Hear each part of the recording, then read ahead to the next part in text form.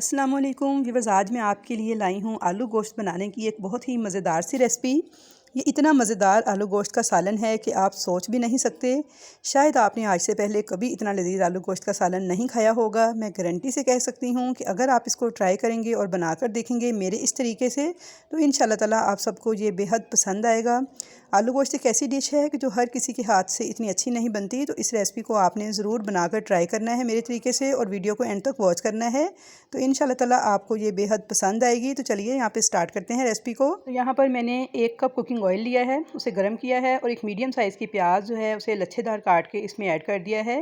प्याज को हमने लाइट सा गोल्डन कलर आने तक फ्राई करना है। तो आज हम आलू गोश्त की ये रेसिपी बीफ से तैयार कर रहे हैं। तो मैंने 500 ग्राम बीफ लिया है, जिसके साथ हम आलू गोश्त का सालन तैयार करेंगे। तो यहाँ पे व्यूअर्स देखिए, मैंने प्याज को मुसलसल चम्मच चलाते हुए मीडियम फ्लेम पर इसे हम फ्राई कर लेंगे। यहाँ तक के प्याज पे जो अच्छा सा लाइट सा गोल्डन कलर आ जाए, इतना हमने इसको फ्राई करना है। अगर आप इसको कच्चा पक्का करके प्याज को सोटे करके निकाल लेंगे तो जो ग्रेवी बनेगी इसका कलर बिल्कुल फीका सा आएगा, जो कि दिखने में बिल्कुल भी अच्छा नहीं लगेगा।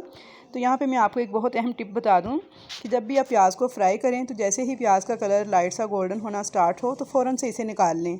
फ्लेम को ऑफ़ कर दिया करें और फ़ौरन से निकाल लिया करें, क्योंकि प्याज को जब हम निकालते हैं तो कुछ सेकंड तक कुकिंग प्रोसेस इसमें चलता रहता है।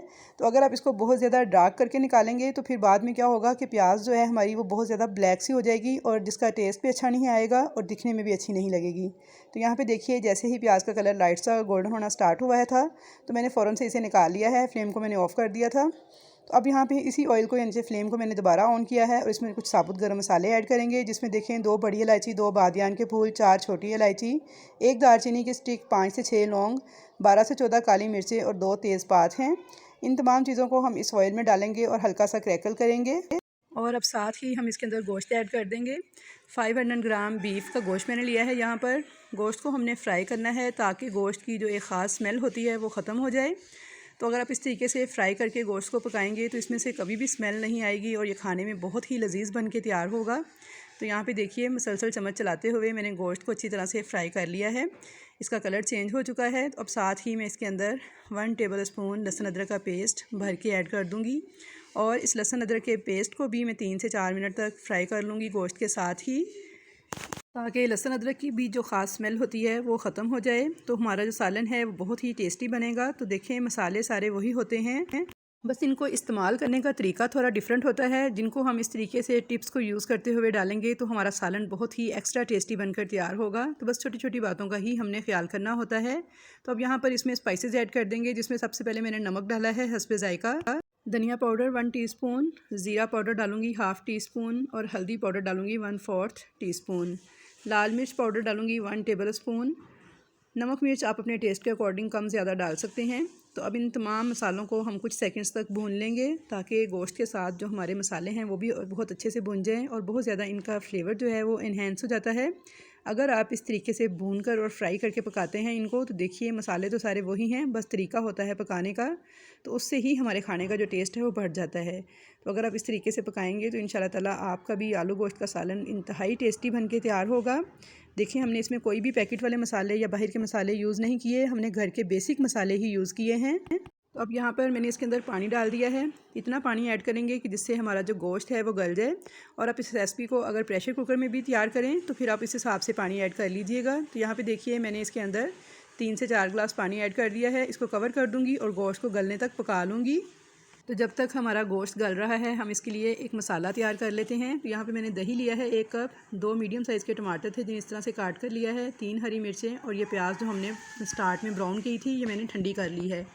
अब एक ब्लेंडिंग जार में या फिर आप इसे जूसर वाले जग के अंदर डाल के टमाटर को, हरी मिर्चों को और अब साथ ही इसमें डाल देंगे ये प्याज जो हमने फ्राई की थी। लेकिन इस प्याज को आपने ठंडा करके फिर ऐड करना है। गरम गरम प्याज आपने बिल्कुल भी ऐड नहीं करनी, उससे क्या होगा कि दही हमारी फट जाएगी और सालन का टेस्ट बिल्कुल भी अच्छा नहीं आएगा।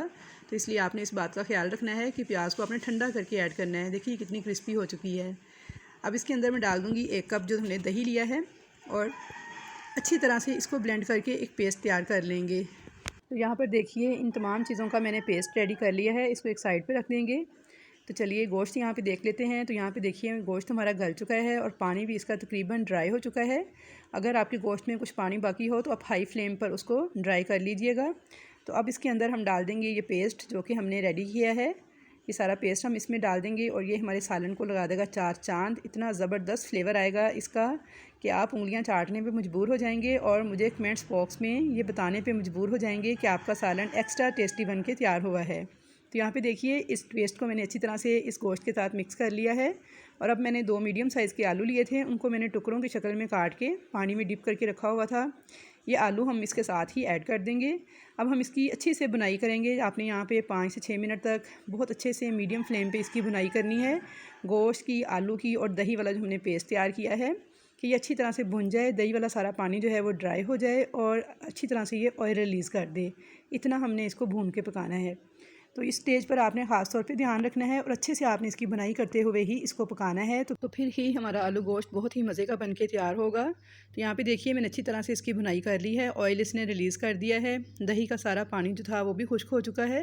तो अब मैं इसमें ग्रेवी कर रही हूँ और पानी डाल रही हूँ। तो मैंने यहाँ पे तकरीबन 1.5 गिलास पानी डाल दिया है। आप अपनी फैमिली के हिसाब से पानी कम ज़्यादा ऐड कर सकते हैं। तो यहाँ पे देखिए बहुत अच्छे से मैंने इसे मिक्स कर दिया है।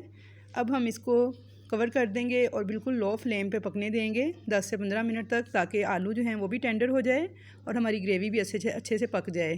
तो यहाँ पे तकरीबन 15 मिनट हो चुके थे इसको लो फ्लेम पे पकते हुए। तो अब चेक कर लेते हैं। आलू को मैंने भूनते टाइम भी 5-6 मिनट पका लिया था। तो अब मैं चेक कर लिया है मैंने, बहुत अच्छी तरह से आलू हमारे गल चुके हैं और ये देखिए बहुत ही ज़बरदस्त किस्म की हमारी ग्रेवी बन के तैयार हुई है। अब इसमें सब्ज़ धनिया और सब्ज़ मिर्चें ऐड कर देंगे, अच्छी तरह से मिक्स कर लेंगे। तो ग्रेवी मैं आपको दिखाती हूँ कि कितनी अच्छी बनी है। इसमें कोई भी प्याज देखें अलग से तैरती हुई नज़र नहीं आ रही, ना ही कोई मसाले नज़र आ रहे हैं।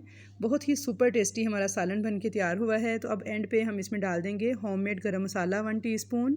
अब इसको डिश आउट कर लेंगे। तो बस मसाला डालते हुए थोड़ी सी वीडियो मेरी स्किप हो गई है, लेकिन मैंने इसमें 1 टीस्पून होममेड गरम मसाला डाला था, जिसकी रेसिपी मेरे चैनल पर मौजूद है। बहुत ही खुशबूदार और लजीज सालन बन के हमारा तैयार हो चुका है। बहुत ही आसान सी रेसिपी है और आप इसको रोटी चावल या फिर नान के साथ सर्व कर सकते हैं। तो बस अगर आप मेरे चैनल पर नए हैं और चैनल को सब्सक्राइब नहीं किया तो आपसे छोटी सी रिक्वेस्ट है कि चैनल को सब्सक्राइब कर दें और अगर आपको ये वीडियो अच्छी लगी है तो इसे लाइक कर दें। तो इंशाल्लाह ताला मुलाकात होगी आपसे एक नई वीडियो के साथ। अल्लाह हाफिज़।